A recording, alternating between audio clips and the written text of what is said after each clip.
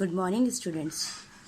कल मैंने आप लोगों को past adjustment in close partnership account पढ़ाया था, लेकिन कुछ बच्चों को उसमें प्रॉब्लम थी, तो आज हमने उसी टॉपिक को और भी क्लैरिटी से समझने के लिए मैं आपको बता रही हूँ कि पास्ट एडजस्टमेंट जो हैं वो तब होते हैं जब आपने अकाउंट क्लोज कर दिए हैं।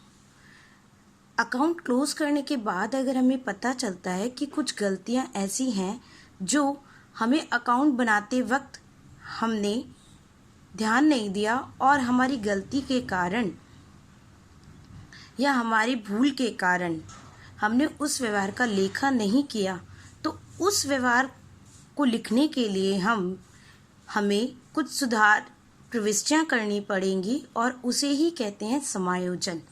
देखिए, जब साझेदारी फर्म की पुस्तकों को बंद करने के बाद अर्थात ट्रेडिंग पीएनएल बैलेंस शीट मतलब आपने क्लोजिंग अकाउंट जब बना लिए, उसके बाद आपको ये पता चला कि आपके खातों में कोई गलती रह गई है या साझेदारी संलेख में दी गई किसी व्यवहार का लेखा आपसे ना किया गया हो, आपने वो करने से भूल कर दी हो, तो उस समय उन गलतियों को सुधारने के लिए, क्योंकि आप अकाउंट बना चुके हैं, अब अकाउंट बनाने के बाद हम अकाउंट में जाकर गलतियां नहीं सुधार सकते हैं, तो उन गलतियों को सुधारने के लिए हम समायोजन करेंगे। समायोजन करने के दो तरीके हैं, दो विधियां हैं। या तो आप समायोजन सिंगल एंट्री मतलब एकल प्रविष्टि द्वारा कर लीजिए या फिर लाभ हानि खाता खोलकर। हमें इन दोनों में से क्वेश्चन में बोला होगा कि हमें सिंगल एंट्री के द्वारा समायोजन करना है या फिर पीएनएल एडजस्टमेंट बनाकर। अगर हमें सिंगल एंट्री के द्वारा समायोजन करना है तो उस विधि में मैं आपको बता देती हूँ हमें क्या करना होता है।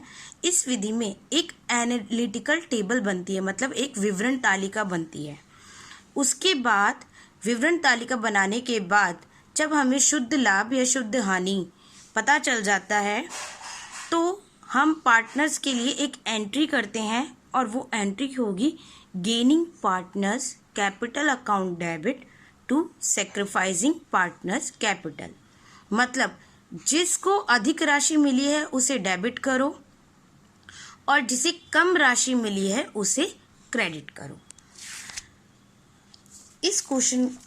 इन मेथड्स को समझने के लिए हम एक इजी सा क्वेश्चन लेते हैं और वो क्वेश्चन ये है, देखिए,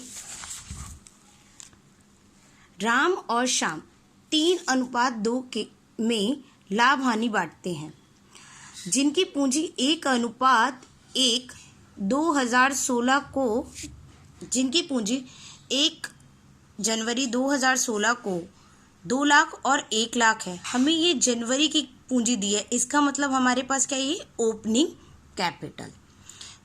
वर्ष के अंत में खाते बंद करने के बाद हमें पता चला कि उन्हें पूंजी व आहरण पर 10% की दर से ब्याज देना था। यस, हमारे पास ओपनिंग कैपिटल है और अब ये बोल रहे हैं कि हमें आहरण पर और पूंजी पर 10% की रेट से ब्याज देना था, जिसका लेखा खातों में नहीं किया गया। इसका मतलब अगर हमने ब्याज और पूंजी का लेखा नहीं किया है तो हमारे खाते गलत हैं। अब उन खातों को सुधारने के लिए हमें समायोजन करने पड़ेंगे और समायोजन के लिए हमें या तो पीएनएल एडजस्टमेंट अकाउंट बनाना पड़ेगा या फिर सिंगल एंट्री द्वारा हमें समायोजन करना पड़ेगा। वर्ष में राम और श्याम का आहरण 20,000 और 10,000 है। हमें पूरे वर्ष का आहरण दिया हुआ है और वर्ष के अंत में समायोजन से पूर्व लाभ 80,000 था। हमें प्रॉफिट दिया हुआ है कि 80,000 का हमारा प्रॉफिट था। अब हम बनाएंगे PNL adjustment account. PNL adjustment account में आपको नेट प्रॉफिट लिखने की ज़रूरत नहीं होती। पहले हम कौन से मेथड से कर रहे हैं, पीएनएल एडजस्टमेंट मेथड से, तो इसमें आपको नेट प्रॉफिट लिखने की ज़रूरत नहीं है। इवन आपको दोनों मेथड में नेट प्रॉफिट की आवश्यकता मतलब पूर्व लाभ की कोई भी आवश्यकता नहीं होगी। हमें ये अन्य सिचुएशंस में काम आएंगे। इंटरेस्ट ऑन कैपिटल हमें निकालना है।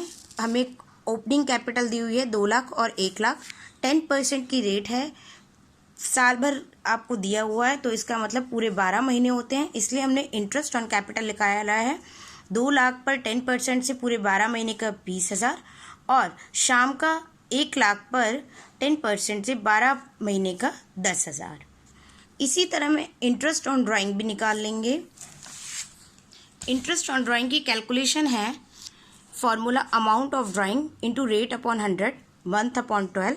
वही 20,000 का आरण है, 20,000 अमाउंट है राम का, 10 अपॉन 100 इसकी रेट है और 12% आपका 12 मंथ्स आपका पीरियड टाइम है, तो 2,000 आ जाएगा और शाम का भी सेम ऐसे निकाल लेंगे तो 1,000 आ जाएगा।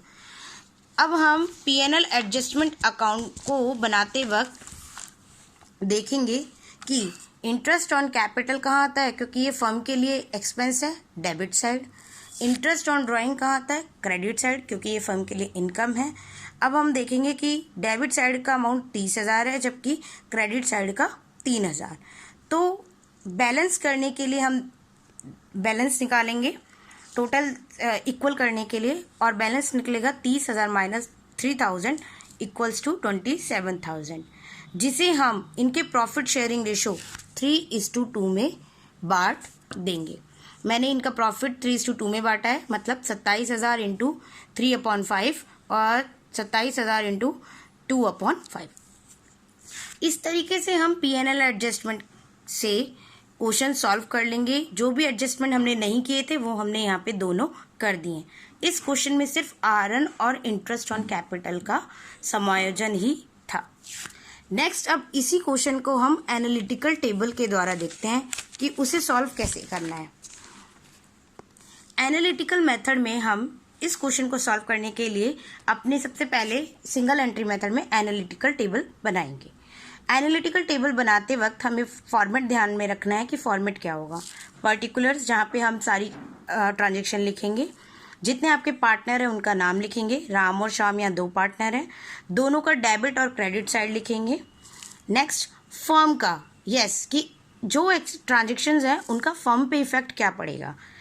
फर्म पर इफेक्ट सेम P&L एडजस्टमेंट की तरह, मतलब एक्सपेंस डेबिट में और इनकम क्रेडिट में आएगी, जबकि पार्टनर्स पर इनकम क्रेडिट, पार्टनर्स के लिए इनकम क्रेडिट और एक्सपेंस डेबिट। आप देखेंगे इंटरेस्ट ऑन कैपिटल पार्टनर्स के अकाउंट में क्रेडिट हो रहा है जबकि फर्म में डेबिट। क्यों? क्योंकि ये पार्टनर्स के लिए इनकम है इसलिए क्रेडिट हो रही है और फर्म के लिए ये एक्सपेंस है इसलिए डेबिट हो रहा है। ऐसे ही इंटरेस्ट ऑन ड्राइंग का अमाउंट हमने कैलकुलेट कर लिया था, वो हम यहाँ लिखेंगे डेबिट साइड। हम पार्टनर्स के डेबिट साइड इसलिए लिखेंगे क्योंकि पार्टनर के लिए एक्सपेंस है, ये पार्टनर को फर्म को देना होता है, जबकि ये फर्म को पार्टनर से मिल रहा है इसलिए फर्म के लिए इनकम है। अब हमने टोटल लगाया, क्या टोटल इक्वल है? नहीं, टोटल इक्वल नहीं है, तो हमने देखा कि हमारा यहाँ डेबिट साइड का अमाउंट ज़्यादा आ रहा है, तो क्रेडिट 27,000 लिखकर हम क्रेडिट में, मतलब लॉस को हम कर इक्वल कर लेंगे। लॉस निकला 27,000, और अगर लॉस आता है तो वो कहाँ होता है?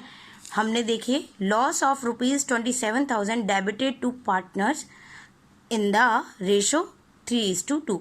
यस, हमने 27,000 के प्रॉफिट को पार्टनर्स में उनके प्रॉफिट शेयरिंग रेशो में 3:2 जो है उसमें बांट दिया।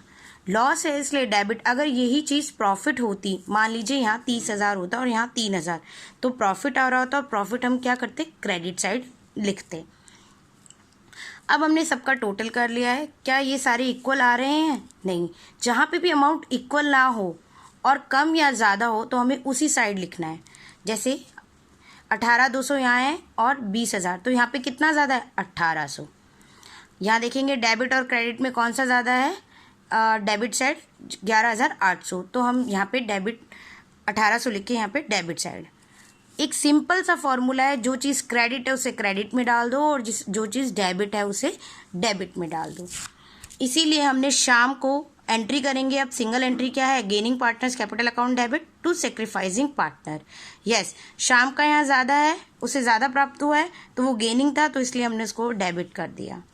और राम जिसे सेक्रीफाइस के 20,000 मिलना था, जबकि मिला कितना 18,200, तो उसको कितना है क्रेडिट कर दिया हमने। इस तरीके से हम ये दोनों मेथड करेंगे हो। अब मुझे आशा है कि आप लोगों को ये क्वेश्चन बहुत इजीली समझ में आ गया होगा। अभी भी जिस बच्चे को ये चीज़ समझ ना आए तो वो मुझसे पूछ ले।